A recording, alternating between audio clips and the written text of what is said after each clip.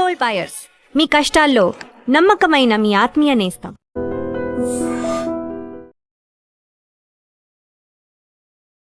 అమ్మని సంతుష్టపరచడం ఎలా? లైక్ అసలు గ్రామ దేవత ఇక్కడ ఉంది, అక్కడ ఉంది. మన గ్రామ దేవత ఎవరు? బొడ్రా ఎప్పుడు ఊరికి నడిబొడ్డున ఉండాలంటాం. అది అసలు ఎక్కడ నడి? ఆ శ్మశానాలు కూడా నడిబొడ్డుకు వచ్చేసాయి కదా గురుగారు ఈ రోజు. అమ్మ ఇక్కడ ఉంది, ఆ పవర్ ఇక్కడ ఉంది అని. వాస్తవిక ధర్మంలోనమ్మా అమ్మవారిని పలానా ప్రదేశంలో ఉన్నారు, ఇక్కడ ఉన్నారు, లేకపోతే ఊరి పొలిమేరల్లో ఉన్నారు, ఇళ్లల్లో ఉన్నారు, మనలో ఉన్నారు అని అనేక రూపాల్లో మనం వినే ఉంటాం వాస్తవిక ధర్మంలో. పూర్వకాలంలో అంటే మన తాత ముత్తాతల కాలానికి వెళ్ళిపోతాయి. అది కూడా ఒక 7-8 తరాల ముందు. ఇప్పుడు వచ్చిన నానుడు కాదు. ఇప్పుడు అన్నీ కూడా మనం కట్టుకున్న గుళ్ళు గోపురాలు కనపడతాయి. అప్పట్లో పొలాల్లో ఉండేవారు. ఎందుకనంటే ఒక జీవుణ్ణి బ్రతికించడం కోసం. ఇప్పుడు మనకు ఆహారం ఎంతైతే ప్రాముఖ్యమో ఒకప్పుడు రైతు అన్నక అంత పెద్దపేట ఉండేది. కాబట్టి ఆ ఇంటి ఎలవెలుపు ఆ పొలాల్లో ఉప్పలమ్మగా కొలిచేవారు. అంటే ఒక కొలుపులు అని అంటారు. అంటే పండగకు ముందు చక్కగా పంట చేతికొచ్చే సమయానికి ఒక అద్భుతమైనటువంటి విధానంగా దానికి సంబంధించిన బంధువులందరినీ పిలిపించి చేసుకునేవారు. ఇది కాలక్రమేణా ఏమైందనంటే గ్రామాల్లో ప్రతి ఇంటిని సంరక్షించేటానికి ఒక అనుగ్రహంతో కూడుకున్నటువంటి శక్తి అవసరమైంది. ఎలా అవసరమైందనంటే కంటికి కనపడినటువంటి కొన్ని దుష్ట శక్తులు దేహాన్ని ఆవహించినప్పుడు, మందులు కూడా పనిచేయనటువంటి తత్వంతో ఉన్నప్పుడు ఏదో మట్టిలో ఉన్నటువంటి ఆ బురదను తీసి శరీరానికి రాస్తే తగ్గిపోయేవి. అలా పొలాల దగ్గరికి వెళ్ళి అక్కడ ఉన్న మట్టిని తీసుకొచ్చి శరీరానికి రాస్తే తగ్గిపోయేవి. ఆ గ్రామంలో ఉన్నటువంటి ఏదైనా చెరువులో ఉన్నటువంటి మట్టిని తీసుకొచ్చి శరీరానికి పూస్తే తగ్గిపోయేవి. ఒక పక్క చూస్తే ఇదంతా కలుషితమైనటువంటివే, కానీ ఇవి శరీరానికి కొన్ని ఔషధాలుగా పనిచేసాయి. ఎలా పనిచేసాయి? దీనికి సైంటిఫిక్ ఆధారాలు ఏమి ఉండవు. ఎందుకనంటే ఒక గ్రామ దేవత అనేటువంటి ఒక చిన్న పదములో ఈ సమస్త విశ్వమే పెద్ద గ్రామం. దేవత అంటే ఆదిపరాశక్తి. ఈ గ్రామ దేవతలు అంటే అక్కమాంబలు, అంటే ఆదిపరాశక్తి యొక్క అంశము అక్క చెల్లెళ్ళు. వాళ్ళు ఈ సమస్త విశ్వానికి గ్రామాన్ని పరిరక్షించేటువంటి అధిపతులుగా ఉన్నారు. ఇప్పుడు వీళ్ళ యొక్క తక్షణ కర్తవ్యం ఏమిటి? ప్రతి ఒక్కరిని ఆరోగ్య సంరక్షణగా చేయటమే. అంటే గ్రామదేవత అంటే ఆరోగ్య ప్రదాయిని. వాస్తవికంగా ఇవి 2 భాగాలు. ఒకటి గ్రామదేవత, వీడు పొలిమేర. రెండవ వాళ్ళు శీతలాంబ అమ్మవారు, గ్రామం చల్లగా ఉండాలి అని చెప్పి ఒక యంత్ర స్థాపన చేస్తారు ఆవిడకి. అలాగా ఇప్పుడు కాలంలో మీరు చెప్పాలంటే బొడ్రాయి మీరు వినే ఉంటారు. ఆ బొడ్రాయి అని చెప్పేసి ఊరిని 4 వైపులా కొలతలు కొలిచి మధ్యలో ఏ భాగం అయితే వస్తుందో అక్కడ ఒక శాస్త్రోక్తంగా ఆచార వ్యవహారాలతో చేస్తారు. దీనికి ఏ వేద ప్రామాణికాలు ఉండవు. ఎందుకనంటే పూర్వకాలంలో మన సనాతన ధర్మంలో మన పూర్వీకులు మనకి చెప్పినటువంటి పరంపరలు ఇవన్నీ. అందులో ఏంటంటే అమ్మవారు ఇక్కడ ఉంటాను అక్కడ ఉంటాను అనడానికి ఏంటంటే ఈ మట్టికి ఎందుకు అంత శక్తి వచ్చింది అనంటే గ్రామ దేవతలు గ్రామాలలో ఉన్నటువంటి ఆ భూమికి ఒక యథార్థమైనటువంటి మహాశక్తి ఉంటుంది తల్లి. మీరు ఇప్పటికైనా గమనించండి. మీరు ఉదాహరణకు హైదరాబాద్లో ఉన్నారు, మీ సొంతూరు ఏ ఊరు? హైదరాబాద్. మనకి ఎక్కడో పల్లెటూరు నుంచి వచ్చి స్థిరపడ్డామని అనుకుందాం. ఒక 10 రోజులు 20 రోజులు ఇక్కడ ఉన్న తర్వాత మళ్ళీ మీ ఊరు వెళ్ళండి. మీ మనసుకు మీకు తెలియకుండానే ఒక అతీతమైనటువంటి పులకరంతో వస్తుంది. అంటే మన సొంతూరు మనం వచ్చామనేటువంటి భావన. అది ఎక్కడి నుంచి వస్తుంది అంటే అక్కడ ఉన్నటువంటి ఆ మట్టి నుంచి వచ్చేటువంటి గాలి మనం తీసుకున్నప్పుడు అది మన దేహం ఎప్పుడైతే దానికి కనెక్ట్ అవుతుందో మనకి తెలియకనే ఒక అతీతమైనటువంటి శక్తి దేహంలో ప్రసరణ జరుగుతుంది. అలాంటి ప్రసరణ జరిగినటువంటి అనుగ్రహం గ్రామాల్లో చాలా చరిత్ర జరిగినటువంటి విధానాలు ఉన్నాయి. వీటికి మీకు కొన్ని ఉదాహరణలు చెబుతాను. ఒక కుటుంబంలో తీవ్రమైనటువంటి రోగాల బారిన పడినప్పుడు ఆ ఇంట ఏం చేయాలో అర్థం కాని పరిస్థితుల్లో అనుకోకుండా ఆ ఇంట యజమాని ఆ చెరువు నుంచి కొన్ని నీళ్లు ఇంటికి తీసుకొచ్చి ఇంటి అందు ఇలా జల్లుకున్న తర్వాత ఆ దేహాన్ని పట్టున్నటువంటి మహమ్మారి పారిపోవటం. ఇంట్లో వాళ్ళ యొక్క మానసిక స్థితి సరిగా లేనప్పుడు ఇంటి బయటకు తీసుకొచ్చి ఒక ఎండుమిరపకాయలని ఇలా దిగదుడిచి ఆ నేలకేసి అక్కడ కొడితే ఆ మహమ్మారి పారిపోవడం. ఏంట్రా ఇవన్నీ అని అడిగితే మీరు గరుడ పురాణం చదవాలి అప్పుడు. ఎందుకనంటే కొన్ని మనం కర్మల ప్రకారం మాట్లాడుకుంటుంటాం కొన్ని విషయాల్లో.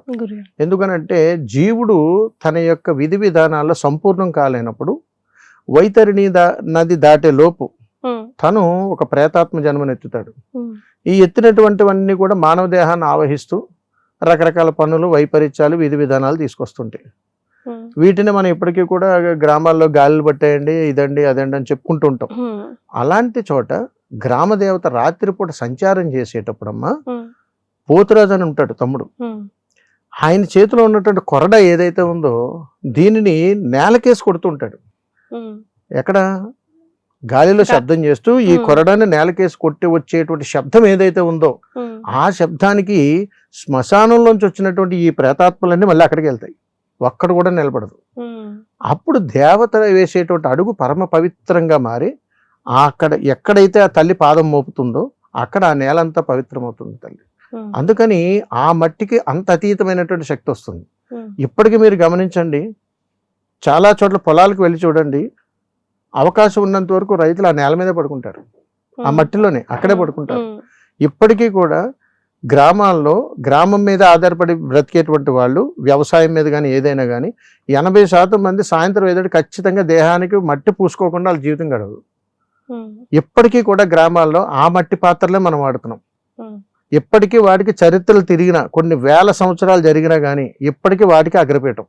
ఎందుకని అంటారు? అంత యథాశక్తి వాటికి ఉన్నది.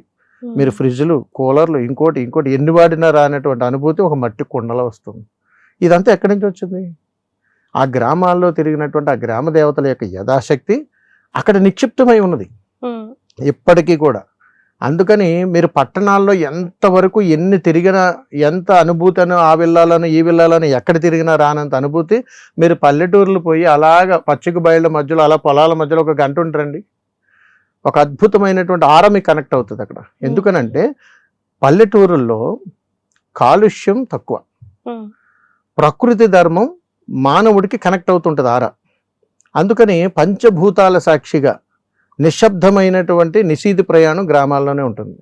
ఇప్పుడు మనం గ్రామాలు వదిలేసి అందరూ పట్టణాలు వచ్చేస్తున్నాం. కానీ పట్టణాలకు కూడా ఉంటాయి గురుగారు, ఏ కాలనీ కాలనీ ఏ వీధికి ఆ స్ట్రీట్కి ఉంటారు గ్రామ దేవతలు.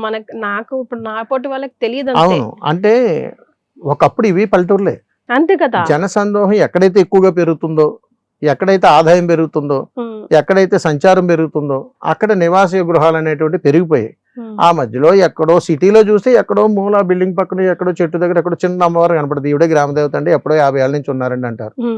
అదే మన పల్లెటూరు పోతే చిన్న గుడి కట్టి ఏదో ఉంటారు. ఇప్పుడున్న పరిస్థితుల్లో అమ్మవారి దేవాలయమే కడుతున్నారు. కాలక్రమేణా రోజులు మారుతున్నాయి. ఇంకొక 20 సంవత్సరాలు అయ్యేటప్పటికి ఈ దేవాలయాలన్నీ కూడా చాలా అభివృద్ధి చెందితే ఇప్పుడు మనం చూస్తున్నటువంటి స్వయంభూ పెద్ద పెద్ద పీఠాలన్నీ తగ్గిపోతాయి శక్తి. ఎందుకంటే గ్రామ దేవతల శక్తి అంత ఇంత కాదు. వీటి సమయం ఆసన్నమయ్యే సమయానికి ఇంకొక 100 ఏళ్లలో ఇదే గ్రామ దేవతల ప్రాధాన్యం ఈ గ్రామాన్ని దాటి ఆ ప్రజలకి ఎక్కడికి వెళ్ళరు. అంతటి యథాశక్తి అందులో ఉంటుంది తల్లి. మరి ఆవిడని ప్రసన్నం చేసుకోవడం ఎలా గురువుగారు? తప్పనిసరిగా తల్లి, ఇది చాలా అద్భుతమైనటువంటి ప్రశ్న. చాలా మంది అడుగుతుంటారు, ఏమండి అమ్మవారిని ప్రసన్నం చేసుకోవాలంటే ఇలా ఊగాలా అండి, అమ్మవారి ఒంటి మీదకి వస్తుందా అండి అని అడుగుతుంటారు. వస్తారు. అందరికంటే కొంతమందికి. ఇందులోనూ అమ్మవారికి మొక్కులు చెల్లించుకుంటారు. పూనకాలు నిజమేనా? ఉంటాయి తల్లి, పూనకాలు కూడా ఉంటాయి. దాని విధానాలు కూడా చెప్తాను. అమ్మవారిని ప్రసన్నం చేసుకోవాలనంటే మనం అనుకుంటాం, మొక్కులు మొక్కితే, తల్లికి బలిస్తే, నమస్కారం చేస్తే, కుటుంబం అంతా కూడా కలిసి తల్లికి బూరెలు పెడితే, అన్నం పెడితే, నైవేద్యం పెడితే, ఏదైనా చేస్తే తల్లి వచ్చేస్తుందా, ప్రసన్నమైపోతుందా అని అంటే అమ్మ ఏం చెప్పిందో తెలుసా? మీరు ఇప్పటికీ హాస్యాస్పదంగా తీసుకోకండి ఈ విషయాన్ని.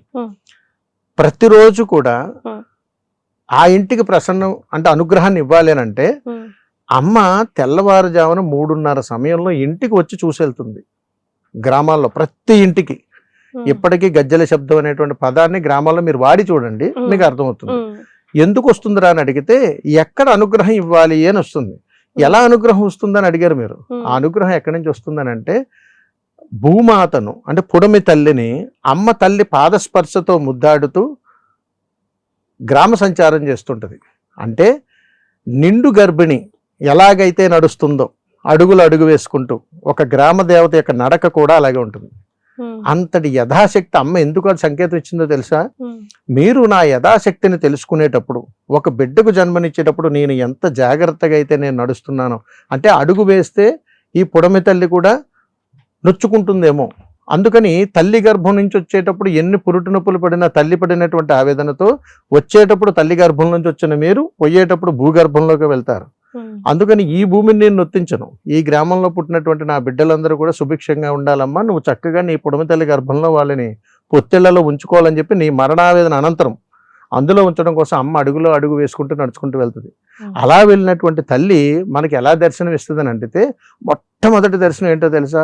ఏ ఇంట అయితే ఆడబడుచు ప్రతినిత్యము కూడా పాదాలకు పారాయణం రాస్తుందో పసుపు ద్వారా, ఆ ఇల్లు అంటే అత్యంత ప్రీతికరం ఆ తల్లికి. అందుకని ఈ గ్రామ సంచారం చేసేటప్పుడు అమ్మవారు ఆ ఇంటికి వచ్చి ఆగిపోతుంది. దీన్ని 2 భాగాలుగా చెప్పారు. ఒకటి, హరిద్ర చూర్ణాన్ని పాదాలకు పారాయణంగా రాసినటువంటి అద్భుతమైనటువంటి దర్శనం ఒకవైపు అయితే, ఆ ఇంట యందు నిర్మాణమై ఉన్నటువంటి సింహద్వారానికి పసుపు రాసి ఉన్నటువంటి గడపను చూసిన అమ్మ ఆగిపోద్ది, కదలదు ఇంక అక్కడి నుంచి. ఆ విధంగా అమ్మవారు అద్భుతమైనటువంటి దర్శనాన్ని మనకిస్తారు. అంటే గ్రామాలలో ఇప్పటికీ కూడా ప్రాచుర్యం ఉన్నటువంటి సాంప్రదాయం ఏంటంటే కాళ్ళకి పసుపు తప్పనిసరిగా రాసుకుంటారు. దీనికి అనుగ్రహం ఏంటంటే ఆ ఊర్లో గ్రామదేవత ఉంది, ఇంతకు మించి ఇంక నిదర్శనం అవసరం లేదు. ఎవరింటికైనా మీరు వెళ్ళి చూడండి, గ్రామాల్లో కాళ్ళకి పసుపు రాసుకుంటే అమ్మ ఎందుకు రాసుకున్నావమ్మా అని అడిగితే, ఏమోరా మా అమ్మ చెప్పింది, మా తాత చెప్పారు ఇలా రాసుకోవాలని అన్నారు అంటారు తప్ప క్రిమికీటకాలకి ఇది అది అని ఇప్పుడు యాంటీబయాటిక్ అని మనం మాట్లాడుకున్నట్టుగా చెప్పలేరు వాళ్ళు. ఎందుకనంటే అమ్మవారికి ఇష్టం పసుపు రాసుకుంటే తల్లి చల్లగా చూస్తుందట అనేటువంటిది విధానం. అందుకని అమ్మ పలానా ప్లేస్లో ఉందని చెప్పడానికి అర్థమే ఈ పారాయణ పసుపు. ఈ పారాయణ పసుపు ఏ గృహంలోనైతే నడుస్తుందో అక్కడ ఖచ్చితంగా తల్లి ఉంటుంది. దీనికి నిదర్శనం ఆ ఇంట్లో అమ్మవారు ఉందని కొలువు చేసుకోవడానికి ఏ విగ్రహాలు పెట్టరమ్మా, ఏ గ్రామ దేవతకు రూపం ఉండదు. అందుకని ఏం చేస్తారో తెలుసా, అంత పసుపును గోడలకి ఇలా ముద్దగా చేసి 3 నామాలుగా చేసి ఈవిడ అమ్మవారి తల్లి అని చెప్పి నమస్కారం చేస్తారు. అంతటి యథాశక్తి మనం గుండెల్లో పెట్టుకుంటాం. అంటే అమ్మ ఇలా ఉంటుంది అని చెప్పడానికి లేదు, కానీ ఆ యథాశక్తిని గుర్తించడానికి ఉపయోగపడగలిగేటువంటిది పసుపు. అందుకని శుభకార్యానికి రాస్తారు, అశుభకార్యానికి రాస్తారు, దైవ సంకల్పానికి రాస్తారు, పంపించేటప్పుడు కూడా పసుపు రాసే పంపిస్తారు. ఎందుకనంటే అంతటి యథాశక్తి అందులో ఉంటుంది. నేనేనమ్మా నేనే అని చెప్పడంలో ఇప్పటికీ మీరు గమనించండి, ఎక్కడైనా గ్రామదేవత వచ్చింది ఒంటి మీద పూనిందంటే ఏ నీళ్లు పోస్తారు? పసుపు నీళ్ళు. శాంతించడానికి కూడా పసుపే పెట్టడం. అమ్మవారిని అభిషేకం చేయాలంటే పసుపు నీళ్ళు. నీ ఇంటి శుభకార్యాలు జరుగుతున్నాయంటే ఆ గడపను గౌరవించాలంటే పసుపు నీళ్ళు. ఎందుకమ్మా అంటే అమ్మవారు ఉంది అని చెప్పడంలో ఇంతకంటే నిదర్శనం లేదు. ఆవిడ వచ్చి కూర్చుని నీతో మాట్లాడి నాతో మాట్లాడి మనతో కలిసి కూర్చుని భోజనం చేయక్కర్లేదు తల్లి, నేనున్నానని చెప్పడంలో పరమార్థత. అది మనం పట్టుకోగలగాలి. ఇది మన తాత ముత్తాతలు పట్టేసుకున్నారు, మనం పట్టుకోలేకపోతున్నాం. అది అందుకని ఈ ప్రశ్నలు వస్తున్నాయి. Please subscribe to iDream. Please subscribe to iDream. Please subscribe iDream. And please subscribe to iDream. For more videos, subscribe to iDream. Please like, share and subscribe to the channel. Congratulations, iDream. Subscribe to iDream. Subscribe to iDream. So subscribe to iDream Media. iDream ki iDream team andarki huge congratulations. Please subscribe iDream Media. Please subscribe to iDream. Subscribe iDream. Please subscribe to iDream. iDream అంటే నా కళల ఛానల్ను subscribe చేసుకున్నారు, నోరు తిరుగుతలేదు, మీరైతే గంట గుర్తు కొట్టండి. For more such videos, please subscribe to iDream. Subscribe to iDream. Please subscribe to iDream. Please subscribe iDream Media. Please do subscribe to iDream. Please subscribe to iDream Media. For best entertainment and information, please subscribe iDream. And don't forget to subscribe to iDream.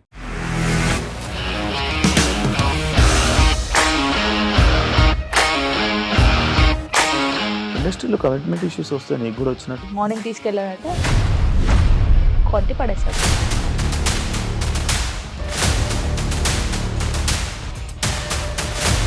కూడా చూడలేదు ఈ cinema అని చెప్పడానికి కూడా చాలా ధైర్యం కావాలి. అది నిజం కదా, దాంట్లో ధైర్యం ఏంటి? ఇది నెక్స్ట్ డే ప్లేట్ మార్చేస్తే తప్పు కదా. As of now, we are comfortable this అని నేను అనుకుంటున్నాను. రష్మిక గారిది మీది ఒకే ఊరంట కదా. నీకు కోపం వచ్చిందంటే బాగా తిట్టేత్తరా? తిట్టేద్దామండి. నిజంగా గేమ్ ని ఎలా చేంజ్ చేయగలిగారు? ఏపీఎస్ఎఫ్సి వాళ్ళకి 6 నెలల్లో నేను 6 లక్షలు కట్టా. బిజినెస్ చేయాలనుకుంటే it is as difficult as riding a tiger.